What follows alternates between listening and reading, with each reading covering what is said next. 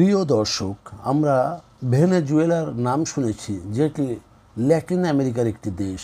দেশটি এখন অবশ্য মার্কিন নিষেধাজ্ঞার কবলে নিপতিত।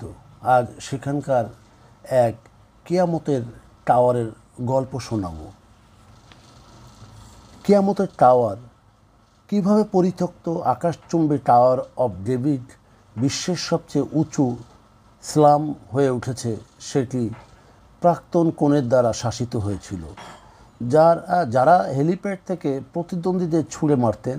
ডেভিডের টাওয়ার নামে পরিচিত এটি বিশাল গগনচুম্বী ভবনটি ছিল ভেনেজুয়েলার হাজার মানুষের আবাসস্থল হয়ে উঠেছে এখন, যেখানে আর কোথাও যাওয়ার নেই।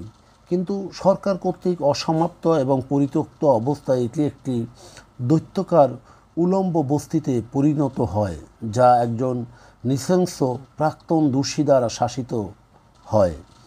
বস্তিবাসী তার রাজত্বের প্রথম দিকে হেলিপ্যাড থেকে বাসিন্দাদের ভবনের উপরে ফেলে দেওয়ার জন্য পরিচিত ছিল।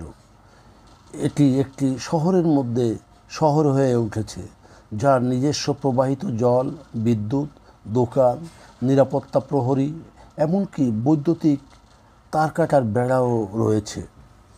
এল নিনো বা দ্য বয় নামে পরিচিত একজন প্রাক্তন অপরাধী এবং আবার জন্মগ্রহণকারী খ্রিস্টান বস্তিতে লোহার মুষ্টি দিয়ে সেখানে বসবাসকারী ৩,০০০ লোকের উপর শাসন করেছিলেন।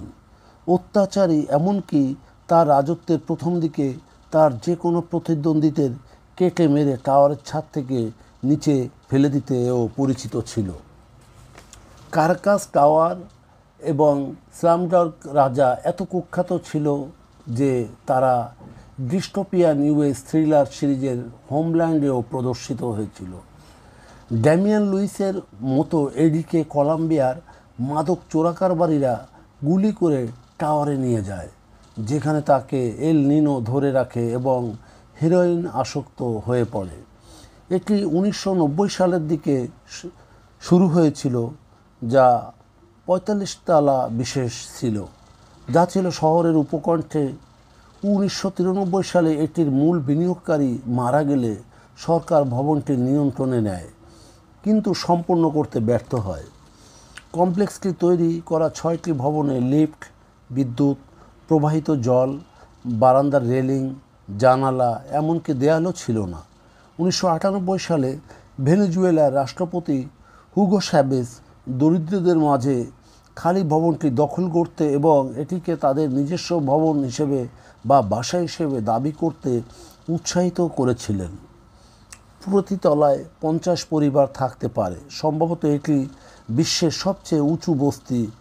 এটি তৈরির সময় হাজার হাজার বসবাসকারীদের এখান থেকে উচ্ছেদ করা হয়েছিল, এমনকি সৈন্যরা AK-47 দিয়েও তাদের মারধর করেছিল, গুলি করেছিল। এটি ছিল রাজধানীর 150টি ভবনের মধ্যে গৃহহীন মানুষদের দখলে। দি টাওয়ার অফ ডেভিড বা কিয়ামতের ভবন একমাত্র দৈত্যই নয়, আকাশকে তারা যেন অনুগ্রহ করতে পারে, বা এজন্যই এটি একটি পরিত্যক্ত ভবনে পরিণত হয়। ধন্যবাদ।